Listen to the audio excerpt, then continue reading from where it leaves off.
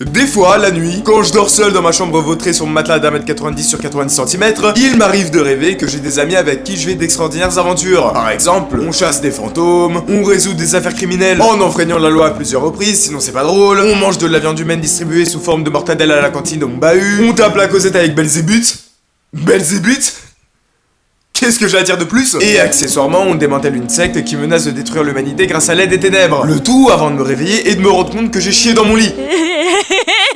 Les gens les plus culturés auront déjà compris de quoi va parler la vidéo rien que grâce à cette courte intro. Mais je tiens quand même à remettre un peu de contexte de pourquoi je vais vous parler de ce jeu en particulier. Alors que j'ai reçu de très bonnes recommandations. Par exemple, Omori, Needy Streamer Overload, You and Me on Hair, leur accent anglais tu connais, j'en passe et des meilleurs. Pour tout vous dire, j'avais commencé à jouer au jeu, du moins ce qui était sorti du jeu, à peu près à la même période à laquelle j'ai joué à Doki Doki Literature Club. Car ouais, à cette époque, il y avait que l'épisode 1 et 2 de sortie. Et récemment, il y a quelques semaines, j'ai refait le jeu complet. Et bordel de merde, j'ai repris exactement la même gifle que j'avais pris la première fois que j'avais lancé le jeu. Un peu comme Johnny Depp en fait.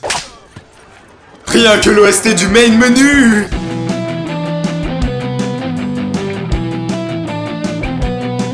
Ah putain. Bref, vous l'aurez compris, dans cette petite vidéo, je vous parlais de Sallyface.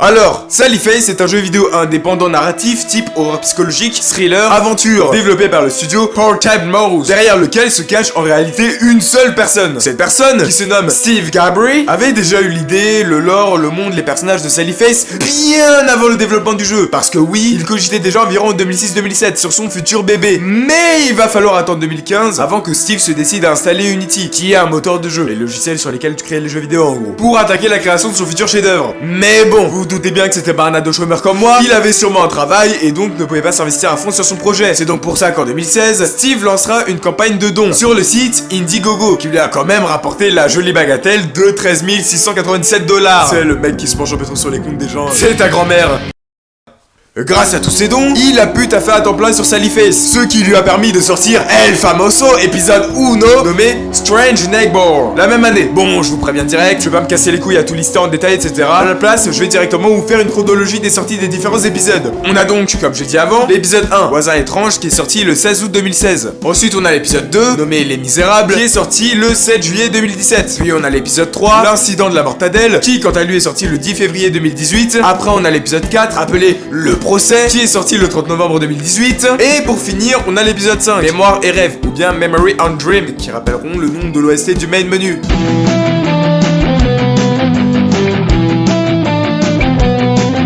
Qui pour le coup est sorti le 13 décembre 2019, donc plus d'un an après l'épisode 4. Ce bon vieux Steve, quant à lui, a dit dans une interview que pour la DA et le lore de son jeu, il s'est inspiré des dessins animés des années 90, les 90s, la période préférée du JDG. Pour marquer cette inspiration via notamment la patte graphique, qui rappelleront certains dessins animés à pas mal de gens.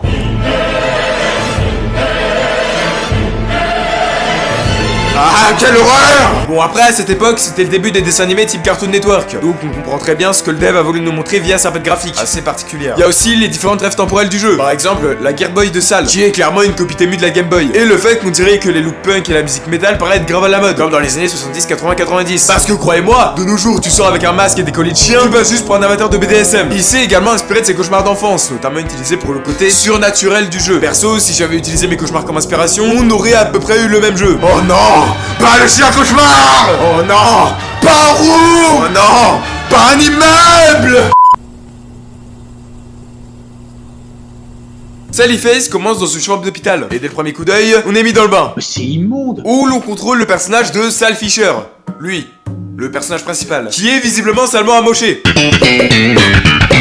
Bref, on prend une clé cachée sous un meuble et on sort de la chambre. Et là aussi, je vais directement être mis face à ce côté surnaturel mis en avant par le développeur. Et là, va falloir résoudre une énigme. Oh non, putain! Ah! putain de bordel, c'était dur. Je m'attarde pas trop sur cette énigme parce que je reviendrai dessus plus tard et vous saurez pourquoi. On sort de cet hôpital de merde et on se retrouve à ce qui semble être un enterrement. Mais ce qui va attarder notre attention, c'est ce dogo, posé dans le club normal sous un arbre, à qui on est obligé de parler pour avancer. Et c'est là qu'il va sortir cette ligne de dialogue qui en a sûrement refroidi plus d'un.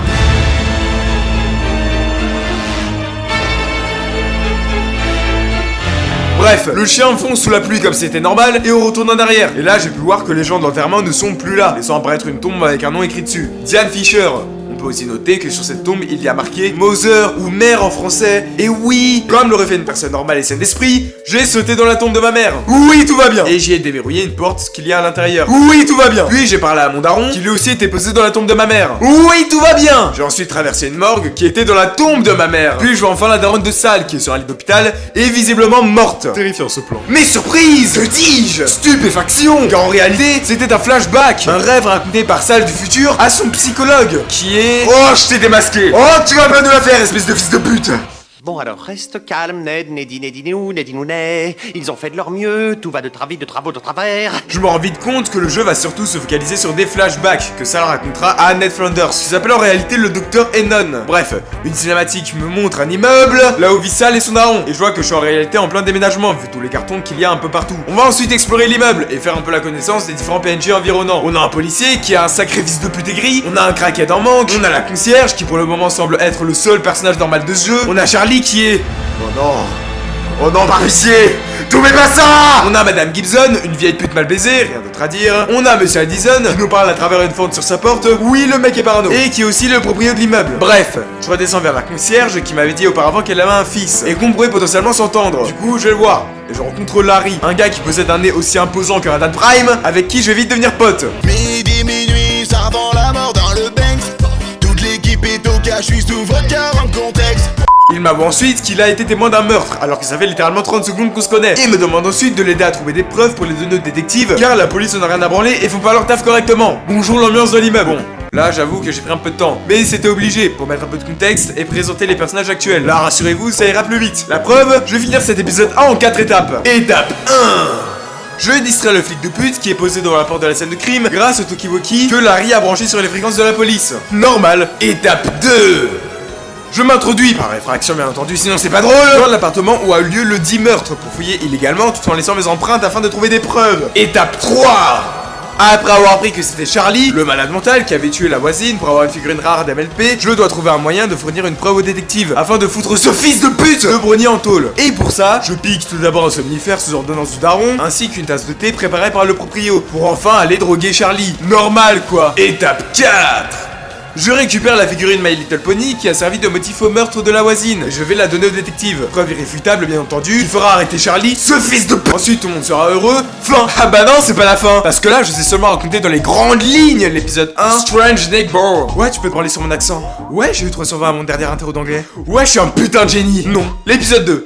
Attends, mais y a plein de trucs que t'as pas dit. Par exemple quand... Ta gueule. L'épisode 2 nous fera faire la connaissance de plusieurs nouveaux personnages. On a tout d'abord Todd, cet enfoiré de rouquin. On a Ash, dont Sal est visiblement amoureux grâce à ce passage grandement inspiré des cartoons type Bob l'éponge, avec ses gros plans dégueulasses là. Oh putain de merde, quel immondice. Je vais t'enculer. Je vais t'enculer et tu jouiras. Ah, j'en ai des frissons. On commencera à développer en profondeur les différents personnages, toujours via les flashbacks de Sal qui racontent son enfance à Ned Flanders. Par exemple, Larry qui culpabilise après que son daron ait pris ses clics et ses claques, et qui a l'impression de subir une malédiction depuis. Papa, dis-moi où tu te situes. Et c'est à partir de là que l'aspect surnaturel du jeu va venir sur le devant de la scène. Parce que ce qui va se passer, c'est qu'on va jailbreak notre Gearboy. Ouais, j'en connais un qui a traversé mon galet avec sa DSi dans la main, et qui est rentré chez lui avec une R4 et sa console complètement craquée. Cette petite modification qui va nous permettre de communiquer avec les morts. Rien que ça. Et grâce à cette nouvelle capacité, au lieu d'aller faire breveter cette merveilleuse invention qui pourrait régler des conflits mondiaux ou de sauver des milliers de vies, bah on va s'en servir pour jouer aux jeux vidéo et aider Larry à en apprendre plus sur son daron. Toi t'es vraiment un sale con putain. Mais après, que peut-on demander de plus de la part d'un putain de rouquin? En résumé, le jeu jusqu'à l'épisode 4, ça va être Sal qui va exposer son enfance à son psy et à des journalistes. Madame, monsieur, bonsoir. Dans l'actualité de ce samedi, la personnalité du tueur du Colorado qui se dessine. Afin de se justifier et d'essayer de se défendre pour quelque chose qu'il a fait, mais que vous verrez par vous-même si vous installez le jeu. Oui. Mais du coup, je vous avais dit plus tôt dans la vidéo qu'on reviendrait sur les dogos. Car au tout début de l'épisode 2, dans un flashback, dans le flashback que Sal raconte à son psy, ouais c'est putain de compliqué, on verra Sal qui demandera à sa daronne d'aller voir un dogo. Dogo qui est le même que le fantôme au début de l'épisode 1. Juste après avoir convaincu la daronne daronne dans un wagon de train, on va avancer notre personnage, jusqu'à une transition qui nous amènera dans une zone de parking avec un gueule ensemble, sans doute déchiquetée et un ciel rouge. Oh non. Oh non. Oh non, putain! On va avancer vers une ambulance et se rendre compte que notre mère, enfin, la daronne de Sal, est à l'intérieur. Du coup, on peut déduire que le chien a tué la daronne de Sal avant, ou après l'avoir déchiqueté le visage. Ce qui explique pourquoi au tout début, on voit Sal qui a la gueule dans un tas de bandages ensanglantés, et que dans le reste du jeu, il porte une prothèse. Bon, je vais pas m'attarder plus que ça dans l'histoire parce que sinon on va y avoir des spoils majeurs. Et c'est vraiment pas ce que je veux. Perso, j'aimerais que vous alliez y jouer ou y rejouer parce que Sally Face fait vraiment partie des jeux qui m'ont le plus impacté dans ma vie. On s'en bat les couilles. Maintenant, je vais donner mon avis et mon ressenti sur ce jeu comme un vrai vidéo game tester. Comme je vous l'ai dit au début de la vidéo, j'ai découvert Sally Face il y a assez longtemps. De une époque où ma culture vidéoludique se limitait à Borderlands 1, GTA 4 et les jeux Lego. Et de merde, qu'est-ce que j'ai aimé! Aussi bien la DA que l'histoire, présentée de manière un peu bordélique via des flashbacks, des rêves, des hallucinations, ou encore des flashbacks dans des flashbacks qui sont dans des rêves. Ce qui m'incitait, en tant que joueur, à continuer à aller d'épisode en épisode. Pour au final me poser encore plus de questions qu'avant. Un peu comme quand tu regardes Game of Thrones. Surtout que bon, à cette époque, il y avait que l'épisode 1 et 2 de sortie. Donc j'étais baisé. Bref, c'est pas tout ça, mais moi je dois aller foutre une raclée à Gabriel, l'apôtre de la haine. La bise l'équipe!